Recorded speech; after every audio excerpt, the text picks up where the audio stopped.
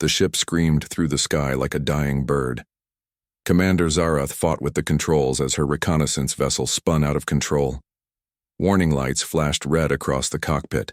The engine was dead. The hull was cracked. She was going down. The planet below looked peaceful. Green fields stretched as far as she could see. Small buildings dotted the landscape like toys. There were no cities, no military bases, just farms and more farms. Her ship's computer had called this place Terra 7 in the Imperial records. A simple agricultural world, nothing important. The crash was violent. Metal screamed against rock and dirt. Zarath's head hit something hard. Everything went dark. When she woke up, the sun was setting. Her body hurt everywhere. Purple blood dripped from a cut on her forehead. Her left arm hung wrong. Broken, probably. The ship was a twisted wreck around her. Smoke rose from the engine compartment. She tried to stand but fell back down. Her legs were weak. The crash had been worse than she thought. She needed help. But this was a human world. The hegemony had rules about contact with primitive species. She was not supposed to be here. Footsteps crunched on the broken ground outside her ship. Heavy boots, slow and careful. Someone was coming. A man appeared at the torn opening where her ship's door used to be. He was tall and broad-shouldered. His skin was dark from the sun. Deep lines marked his face around brown eyes. Gray touched his black hair. His clothes were simple, rough pants and a worn shirt. His hands were thick and scarred from work. "Ma'am," he said in a slow, careful voice. "You hurt bad?" Zarath tried to speak but only made a weak sound. The human stepped closer. He moved like someone who had spent his whole life doing hard work. Everything about him said farmer, nothing threatening. Nothing dangerous. "Easy now," he said. "I'm Marcus Chen. Got a farm about a mile that way." He pointed toward some distant buildings. "Saw your ship come down. Figured you might need help." He looked at her injuries with eyes that seemed to know about such things. "That arm's broken. Cut on your head too. Can you walk?" Zarath tried to stand again. This time Marcus helped her. His grip was gentle but very strong. She could feel the power in his hands. Working hands. Farmer's hands. "My ship," she managed to say. "Ain't going nowhere," Marcus said. "We'll worry about that later. Right now you need fixing up." He helped her walk across his fields. The grain was tall and golden. It moved in the wind like waves on an ocean. The smell was clean and sweet. Nothing like the metal and chemicals of her ship. "What kind of grain is this?" she asked. Her translator was working now. Wheat, mostly. Some corn over that way. Soybeans on the far side. Marcus talked like farming was the most important thing in the universe. Been a good year. Rain came when we needed it. Sun's been just right. His house was small but solid, made of wood and stone. Very old-fashioned. Inside was simple furniture and the smell of cooking food. No advanced technology that she could see. Just what a primitive farmer would have. Marcus sat her down at a wooden table. He brought water and clean cloth.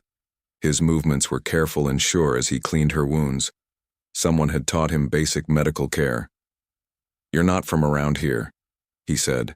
It was not a question. "No," Zarath said. "My ship had problems. Engine failure. Long way from home, I'd guess." Marcus wrapped her arm in clean bandages. "What's your name?" She hesitated. Giving her real name and rank would cause problems. "Zara," she said finally. "Well, Zara, you're welcome to stay until you're healed up. Got a spare room, simple food, nothing fancy, but it's clean and safe." "Why would you help me?" she asked. "You don't know me." Marcus smiled. The expression changed his whole face. Made him look younger. "Out here we help folks who need helping. That's just how it is."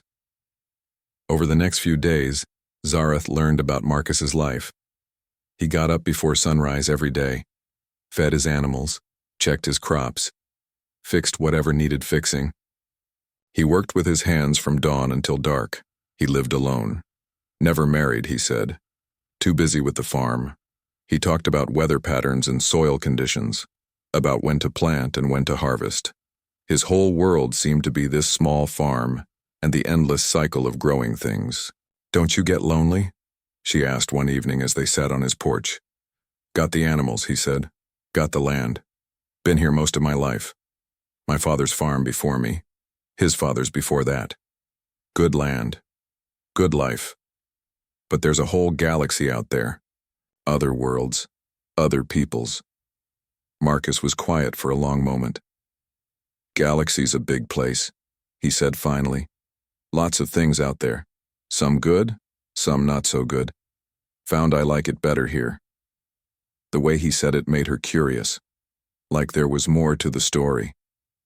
But when she tried to ask more questions, he just smiled and changed the subject back to farming. During the day, Marcus worked in his fields. Zarath watched him from the porch as her body healed. He moved through the grain with practiced ease. His tools looked old but well-maintained. The way he used them showed years of experience, but sometimes she caught him looking at the sky, watching for something. His eyes would get distant, like he was remembering things from long ago. "You ever think about leaving?" she asked one day. "Nope," Marcus said. "Got everything I need right here." "But surely you must wonder about other places, other ways of living." Marcus stopped his work and looked at her directly. For just a moment, his eyes seemed different, harder, like looking into deep water. "Some folks are born to wander," he said. "Others are born to tend what's theirs. I'm a tender." That night, Zarath's ship's emergency beacon started working again. Somewhere out there, hegemony ships would pick up the signal. They would come looking for her. When they did, this peaceful time would end. She should have been happy. Rescue was coming. But as she watched Marcus work in his fields the next morning, she felt something strange. This simple farmer had shown her kindness when he could have just walked away. He had shared his home and food with a stranger, asked for nothing in return. Marcus noticed her watching and waved from across the field. His smile was warm and genuine. Just a farmer taking care of his crops. Nothing more complicated than that. Or so she thought. But that evening, as they sat down for dinner, Zarath noticed something odd. Marcus's simple wooden table was made from wood she didn't recognize. It looked ordinary, but when she touched it, it felt different. Stronger. Almost like metal, but still somehow wood. "Where did this table come from?" she asked. "Made it myself," Marcus said. "Local trees, good wood around here grows strong." She looked around the room with new eyes. The chairs, the shelves, even the walls. Everything looked simple and handmade. But now she wondered if that was really all there was to see. Outside, the sun was setting over Marcus's peaceful farm. Tomorrow, her people would probably arrive. This quiet time would end. But tonight, she was just an injured traveler sharing a meal with a kind farmer. She had no idea how wrong she was about everything. 3 days later, Zarath was feeling much better. Her arm was healing faster than expected. The cut on her head was almost gone. Marcus had been right about one thing. The food was simple but good. Fresh vegetables from his garden. Bread he baked himself. Meat from animals he raised. But small things kept bothering her. Things that didn't quite fit. Marcus's tools, for example. They looked old and worn from use. But when she examined them closer, the metal was unlike anything she knew. It should have been heavy iron or steel. Instead, it felt light as wood but rang like a bell when struck. The edges stayed sharp no matter how much work Marcus did with them. "What kind of metal is this?" she asked, holding his scythe. "Local ore," Marcus said, taking it back. "Miners dig it up in the hills. Makes good tools. Lasts a long time." The answer was reasonable. But something in his voice suggested he didn't want to talk about it more. Then there was his house. From outside, it looked like a simple farm building. Wood walls, stone foundation. Nothing special, but the walls were too thick. The windows were made of something that looked like glass but felt different, stronger. And the doors were heavy in a way that suggested they were built to keep things out. "Ever have problems with wild animals?" she asked. "Sometimes," Marcus said. "Bears, wolves, got to be careful." But Zarath had seen the local wildlife reports. This planet had no large predators, just small creatures that ate grain and vegetables. Most strange of all was Marcus himself. He said he had lived here his whole life, just a simple farmer. But sometimes he used words that made her translator work harder. Technical terms, military expressions, ways of speaking that didn't match his simple life. When a storm came through one night, Marcus checked the weather with equipment that looked homemade, but gave readings more accurate than her ship's instruments. When he cooked, he used spices from plants she couldn't identify. When he worked, he moved with an efficiency that spoke of training far beyond what any farmer would need. "Marcus," she said one morning, "what did you do before farming?" "Always been farming," he said. "Told you that. But you seem to know about other things, technology, navigation, medical care." Marcus stopped his work and looked at her carefully. "Out here, you learn what you need to learn. Can't call for help when the nearest doctor is 3 days away. Can't buy replacement parts when your equipment breaks. You figure things out or you don't survive." It was a good answer, but it didn't explain everything. That afternoon, a ship appeared in the sky. Not her crashed vessel, but something new. A hegemony patrol craft following her emergency beacon. It circled the farm twice before landing in Marcus's largest field. Zareth felt relief and worry at the same time. Rescue had arrived. But now Marcus would have to deal with Imperial soldiers. She hoped they would be polite to this kind farmer who had helped her. They were not polite. Captain Vextar emerged from the ship with 4 armed soldiers. He was a large reptilian creature with yellow eyes and scales that shifted color when he was angry. Right now, those scales were turning deep red. "Commander Zareth," he said in the harsh tones of military authority. "You were reported missing 3 days ago. Explain." "Engine failure," she said. This human provided medical assistance. Vextar looked at Marcus with obvious distaste. "Human. You will be compensated for your service to the Empire. Now leave us." Marcus didn't move. "Ma'am's been my guest," he said slowly. "Seems to me she can finish her business when she's ready." The captain's scales shifted to a darker red. "Human, you do not give orders to Imperial officers. Remove yourself before I have you removed." Something changed in Marcus's expression. It was very small, just a slight tightening around his eyes. But suddenly he looked different. Not like a farmer at all. "This is my land," Marcus said. His voice was quiet but carried clearly. "You're welcome here as long as you remember that." Captain Vexistar stepped forward. He was a full head taller than Marcus and probably twice as heavy. "Are you threatening an Imperial officer, human?" "Just stating facts," Marcus said. He didn't step back. One of the soldiers moved his hand to his weapon. Marcus noticed. His eyes tracked the movement with the kind of attention that had nothing to do with farming. For just a moment, Zareth saw something in his posture that made her think of a predator watching prey. "Stand down, Captain," she said quickly. "This human has done nothing wrong. He provided aid as required by Imperial law." Vextar glared but stepped back. "We leave in 10 minutes, Commander." "Gather your things." As the soldiers returned to their ship, Zareth turned to Marcus. "Thank you for everything. I won't forget your kindness." "Safe travels," Marcus said, but his eyes were still watching the Imperial ship. She gathered her few belongings and walked toward the waiting vessel. At the boarding ramp, she looked back. Marcus stood in front of his house, hands at his sides. Still just a farmer, but something about the way he stood reminded her of soldiers she had known. Men and women who had seen combat, who knew how to evaluate threats. Inside the ship, Captain Vextar was studying sensor readings. "Interesting planet," he said to himself. "Minimal technology, large agricultural output, scattered population, weak defenses. It's a farming world," Zareth said. "Nothing of strategic value." "Every world has strategic value, Commander. Food production, raw materials, population for labor." He made notes on his tablet. This sector could use better Imperial oversight. Through the ship's window, Zareth watched Marcus's farm shrink into the distance. He was still standing in the same spot, watching their ship leave. Even from this height, she could see him clearly, a small figure in a vast field of grain. That night, safe aboard the Imperial flagship, she wrote her report. Simple farming world, minimal technology, helpful population, no military significance. Standard Imperial protocols observed. But as she wrote, she kept thinking about small details. The way Marcus had stood his ground against Captain Vextar. The tools that were too light and too strong. The house that was built like a fortress. The equipment that worked too well. The farmer who knew too much. She submitted her report as written, but privately she made a note in her personal files. A reminder to herself, something was not quite right about Terra 7. Something was not quite right about the farmer named Marcus Chen. In his field, Marcus watched the Imperial ships disappear into the night sky. When the last light faded, he walked to his barn.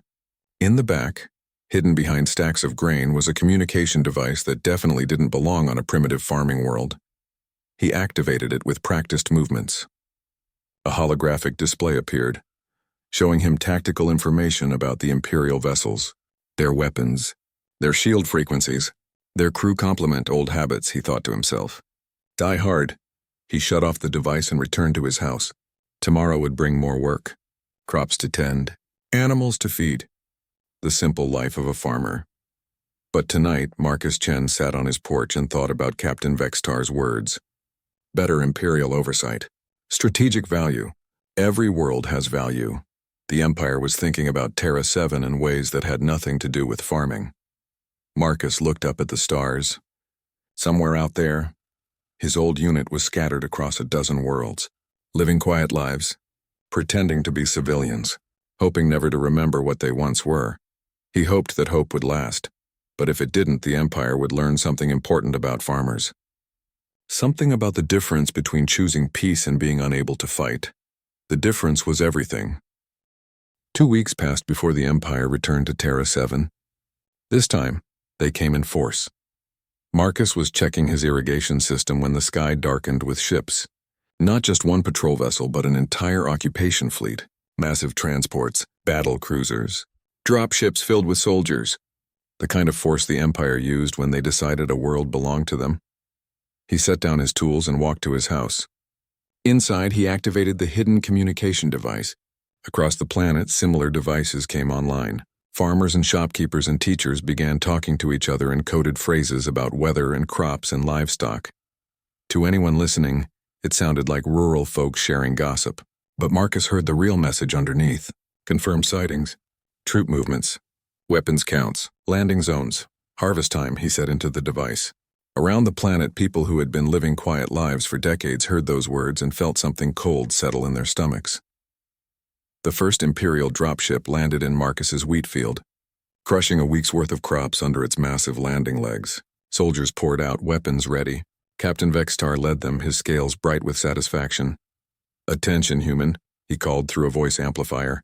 "By order of the Hegemony High Command, this world is now under Imperial protection. You will comply with occupation directives." Marcus walked out to meet them. He moved slowly, hands visible like any frightened farmer would. "Don't understand all them big words, Captain." "What's this about?" "Strategic necessity," Vextar said. "This world's agricultural output is required for Imperial needs. Your people will continue farming. But now you farm for the Empire." "I see." Marcus looked around at the soldiers surrounding his house. "And if we don't want to farm for the Empire?" "That choice is no longer yours to make." Marcus nodded like he was thinking it over. "Mind if I ask something? That woman you picked up, Zara or whatever, she file a report about this place?" Commander Zarath's report indicated this world posed no strategic threat, which made it perfect for our purposes. Vextar smiled, showing sharp teeth. "Farming worlds are so much easier to control than military ones." "Yeah," Marcus said softly. "I imagine they are." Something in his tone made the captain look at him more carefully. The human had changed somehow. Still the same weathered face, same work-worn hands, but something behind his eyes was different now. "You seem upset, human." "Well," Marcus said, "couple things bother me about this situation." "Explain." "First off, you're standing in my wheat field. Took me 3 months to get that grain just right. Now it's all crushed up under your ship. The Empire will compensate you. Second thing," Marcus continued like the captain hadn't spoken, "you're pointing guns at me on my own land. That's just plain rude." Captain Vextar's scales began shifting toward red. "Human, you seem to misunderstand your situation. This is no longer your land. This is Imperial territory. These are Imperial crops. You are an Imperial worker." "See, that's the third thing that bothers me," Marcus said. He was still talking in that same slow, reasonable voice. But now there was something underneath it. Something that made the soldiers shift nervously. "You think because we grow food instead of making war, that means we can't make war. Are you threatening Imperial forces? Marcus smiled. It was not a nice smile. Captain, threatening would be if I told you what I was going to do to you. This is more like explaining. He turned and walked toward his barn. Several soldiers raised their weapons. Let him go, Vextar ordered. What can one human farmer do against an Imperial occupation force? Marcus disappeared into the barn. A minute later, he came back out. He was carrying something. At first glance, it looked like a farming tool. Long handle.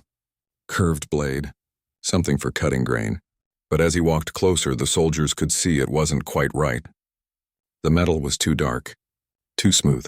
The edge seemed to drink in light instead of reflecting it. And the way Marcus held it wasn't like a farmer holding a tool. It was like a warrior holding a weapon. That's far enough, Captain Vextar said. Drop your weapon. This old thing. Marcus hefted the blade. It was perfectly balanced in his hands. Just something I use for harvesting. Harvesting what?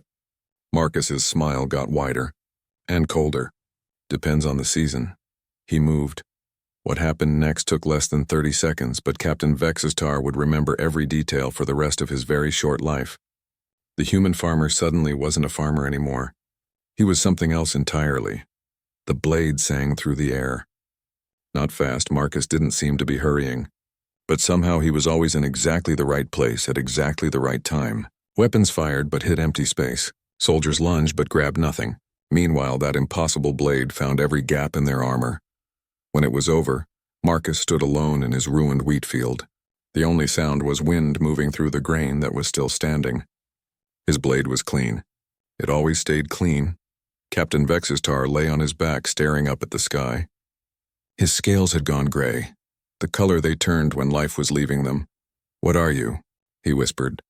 Marcus knelt beside the dying captain. When he spoke, his voice was gentle again, like a farmer talking to injured livestock. I'm exactly what Commander Zareth said I was, he said. Just a farmer. Problem is, she didn't know what kind of farmer. The captain's eyes went empty. Marcus stood and activated his communication device. Around the planet, similar conversations were starting. Imperial soldiers were discovering that school teachers knew too much about explosives. That shopkeepers were too good with sniper rifles. That mechanics understood weapon systems better than they should. Status report, Marcus said into the device. Voices answered from across Terra 7. All calm, all professional, all reporting the same thing. The Imperial occupation force was being systematically destroyed by people who were supposed to be harmless civilians. Harvest is proceeding as planned, one voice reported. Local resistance has been minimal. Marcus looked at the bodies around his farm. Good soldiers, probably. Trained warriors from a dozen different worlds. They had died because their commanders thought farming was a sign of weakness. Because they believed peaceful people were the same as helpless people. It was an easy mistake to make. Marcus had spent 30 years encouraging that mistake. In orbit above Terra 7, Admiral Korath watched his invasion force disappear from his sensors. Entire companies going silent.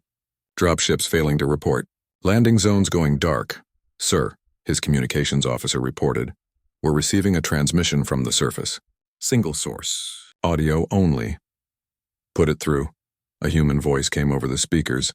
Calm, conversational, like someone discussing the weather. Imperial Fleet, the voice said. This is Marcus Chen. I grow wheat down here. And other things. I've got a message for your admiral. This is Admiral Korath. Explain yourself, human. Well, Admiral, your boys came to my farm uninvited. Messed up my crops. Pointed guns at me. Said some things about taking over my world. There was a pause. I explained why that was a bad idea. You're threatening the Imperial Navy? Not threatening, Admiral. Just sharing some agricultural wisdom. See, most folks think farming is about growing things. But that's only half right. Real farming is about knowing when to plant, when to tend, and when to harvest. Another pause. When the human spoke again, his voice was still calm. But now there was something in it that made Admiral Korath's blood run cold. Your harvest time just came up. Admiral Korath cut the transmission and immediately ordered his remaining forces off the planet. But it was too late. What had seemed like a simple occupation had become a nightmare. On Terra 7, the humans were fighting back with weapons and tactics that shouldn't exist. Imperial soldiers trained for conventional warfare found themselves facing enemies who knew every trick they had ever learned, plus several dozen more. Marcus walked through his damaged wheat field, talking to his neighbors through the communication device. Each report told the same story. The Imperial forces were not just losing, they were being systematically dismantled by people who had been pretending to be farmers and shopkeepers for 30 years. Command, post at Sector 7 is down, reported Sarah Martinez, who ran the general store in Millfield Township. Took out their communication array first, then their vehicle depot, then their command staff. Standard infiltration protocol. Armor column at Sector 12 neutralized, said David Kim, whose apple orchard was famous across 3 counties. Anti-tank weapons work just like the old days. Imperial armor hasn't improved much in 30 years. Marcus listened to each report and felt something heavy settle in his chest. They were winning, but winning meant remembering who they used to be, and some memories were better left buried. Marcus, came another voice over the device. It's Elena, we've got a problem. Elena Rodriguez had been growing corn and raising cattle for 25 years. Before that, she had been Lieutenant Colonel Rodriguez, commanding officer of the 3rd Strike Regiment, one of the most feared units in human military history. What kind of problem? Marcus asked. The big kind. My scanners are picking up Imperial reinforcements. Lot of them. Coming from 3 directions. This isn't just an occupation force anymore. They're sending a conquest fleet. Marcus closed his eyes. He had hoped it wouldn't come to this. But the Empire never learned. They always doubled down when they should have walked away. How many ships? He asked. 47 capital vessels. 120 support craft. Probably 200,000 soldiers.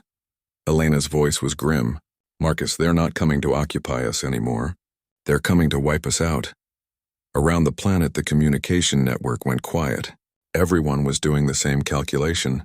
Terra 7 had maybe 3,000 human settlers, against 200,000 Imperial soldiers. Even with their advantages, those were impossible odds. Well, Marcus said finally, guess it's time to make some calls. He walked to his barn and activated a different communication system. This one was older, more powerful. It reached beyond Terra 7, beyond this entire star system, to places where other farmers and teachers and merchants were living quiet lives on distant worlds. The signal went out on frequencies that hadn't been used in 30 years. A simple message in an old code that only a few thousand people in the galaxy still remembered. Harvest time, Marcus said into the transmitter. All units. Harvest time. Then he sat down to wait. On Earth, in a small farming community in what used to be called Kansas, an old woman named Chen Wei was feeding chickens when her ancient radio crackled to life. The voice was older now, weathered by years and distance, but she recognized it immediately. Her son.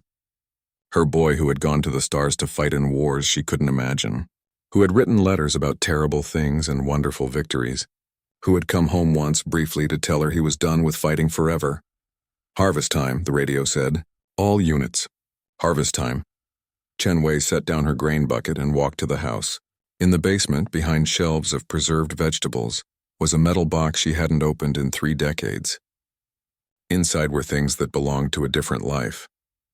A uniform, medals, a weapon that hummed with deadly purpose, and a communication device that could reach ships hidden in deep space. Ships that had been waiting for 30 years to come home.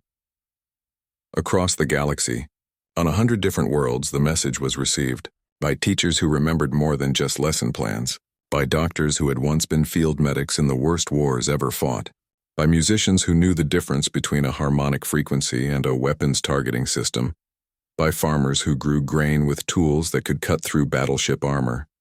They all heard the same thing. Their families needed them. It was time to remember who they had been before they chose to be something else. Admiral Korath's conquest fleet arrived at Terra 7 to find something impossible waiting for them.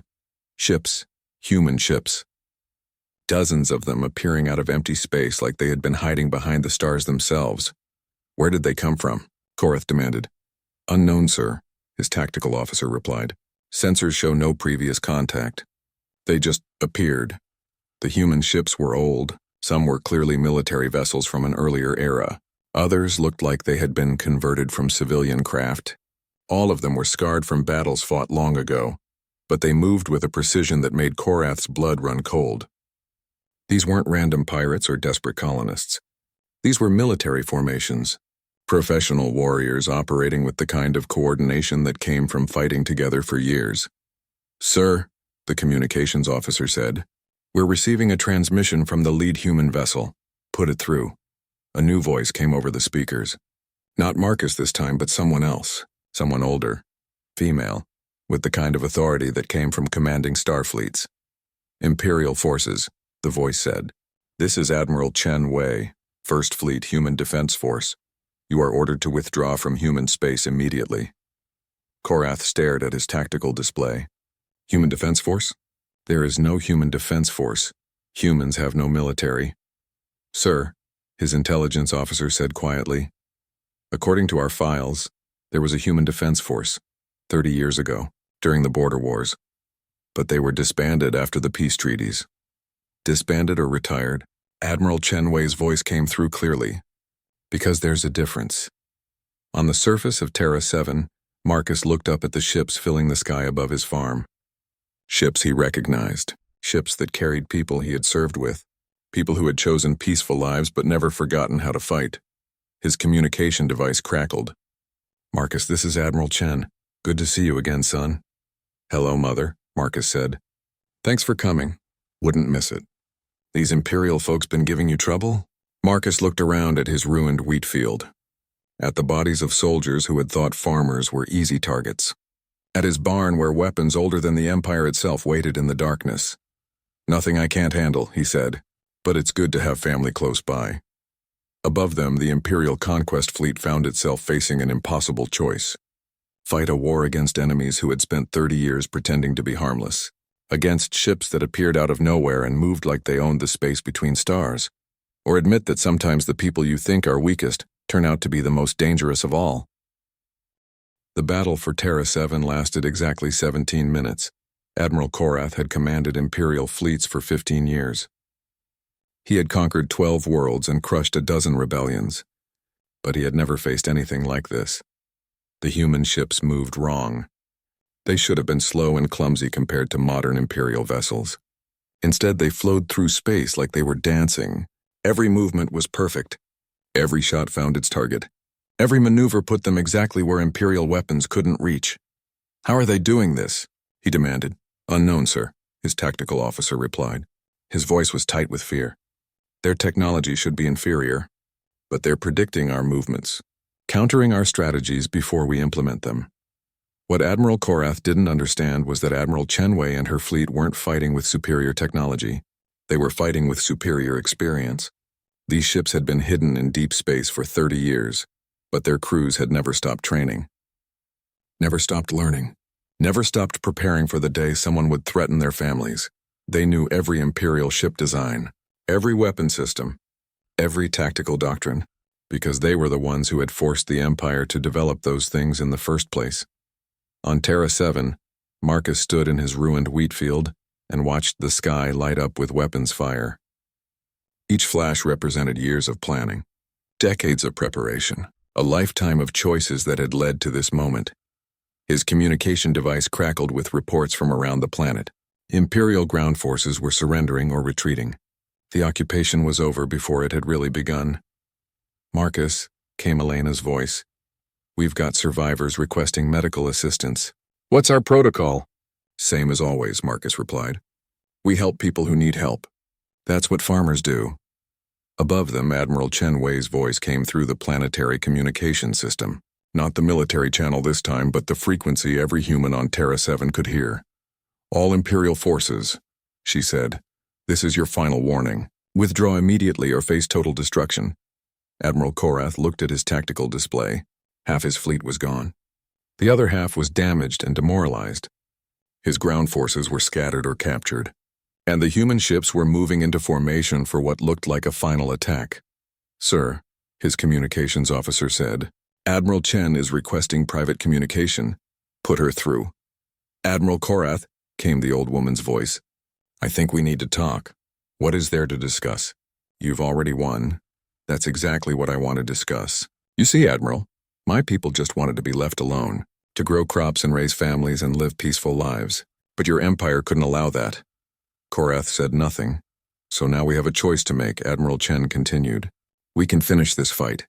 Destroy your fleet. Hunt down every Imperial ship that threatens human space. Go back to being the military force that your empire spent 30 years trying to forget. And the alternative? You leave. You go back to your empire and tell them what happened here. Tell them that humans aren't helpless farmers. We're farmers who choose to be peaceful. There's a difference. Admiral Korath looked around his bridge. His officers were watching him, waiting for orders. Young soldiers who had never faced an enemy like this. If I agree, he said. What guarantee do I have that you won't follow through on your threat anyway? None, Admiral Chen said simply. But Admiral, let me share something with you. My son down there, Marcus, he's been growing wheat for 30 years. Good wheat. Feeds a lot of people. Makes him happy. Your point? He could have spent those 30 years building weapons, training armies, conquering worlds. Instead, he chose to grow things, to make life better instead of making war. There was a pause. That's the choice we've all made. But if you force us to choose differently, we will. On the surface, Marcus listened to his mother's words and felt something tight in his chest ease slightly. This was why they had fought the first time. Not for glory or conquest, but for the right to choose their own path. Admiral Chen, Korath said finally, I will withdraw my forces, but I must warn you, the Empire will not ignore what happened here. I'm counting on that, she replied. I want them to know exactly what they're dealing with. I want every Imperial commander to understand that humans aren't weak because we choose peace. We're dangerous because we know the difference between can't fight and won't fight. The Imperial fleet began its retreat, slowly at first, then faster as the human ships maintained their formation but didn't pursue. Admiral Korath had expected pursuit, expected the humans to press their advantage. Instead, they just watched him go. It was somehow more terrifying than any threat could have been. As the last Imperial ship disappeared into hyperspace, Marcus walked to his barn. In the back, behind the hidden weapons and communication equipment, was something else. Something he hadn't touched in 30 years. A small wooden box. Inside was a medal. The highest honor his government could give. Awarded for actions during the Battle of Kepler Station, where a small human force had held off an entire enemy fleet long enough for civilian evacuation ships to escape. He had won it, the day he decided he was done with fighting, forever. Marcus closed the box and put it back. Then he picked up his farming tools, the real ones made of ordinary metal for ordinary work, and walked out to survey his fields. The wheat was damaged, but not destroyed. With work it could be saved. The soil was still good. The growing season wasn't over.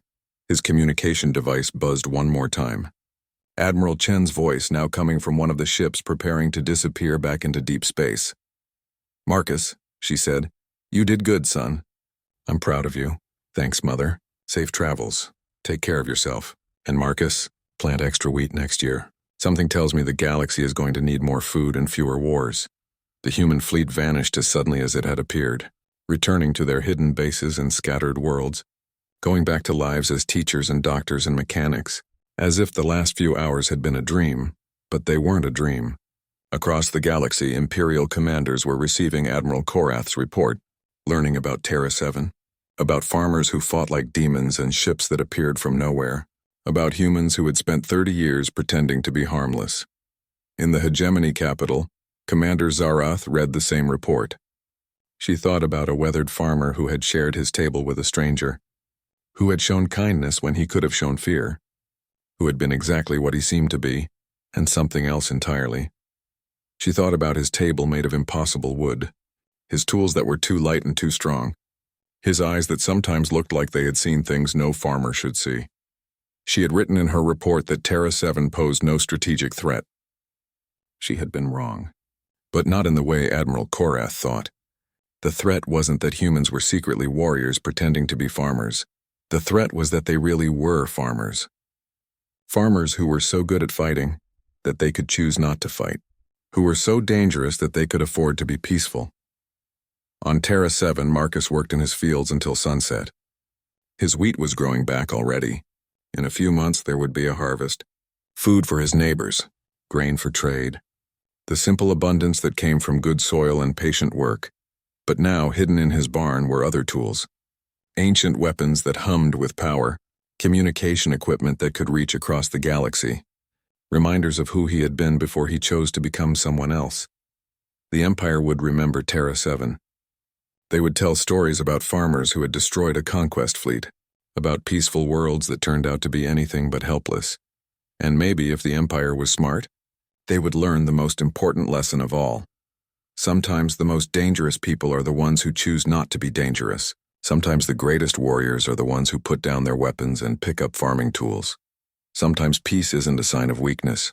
Sometimes it's a promise that as long as you leave peaceful people alone, they will stay peaceful. But if you force them to remember who they used to be, you might not like what you find. Marcus finished his work and walked back to his house. Tomorrow would bring more farming, more quiet days in the fields, more of the simple life he had chosen. But tonight he sat on his porch and looked up at the stars. Somewhere out there, his mother and his old unit were returning to their own quiet lives, going back to being teachers and mechanics and storekeepers, going back to pretending they were just ordinary people living ordinary lives. Marcus smiled and went inside to make dinner. He had crops to tend tomorrow, and maybe, if he was lucky, he would never have to be anything more than a farmer again. But if he did, the galaxy would remember the day they learned what Earth's farmers could really do when someone messed with their harvest.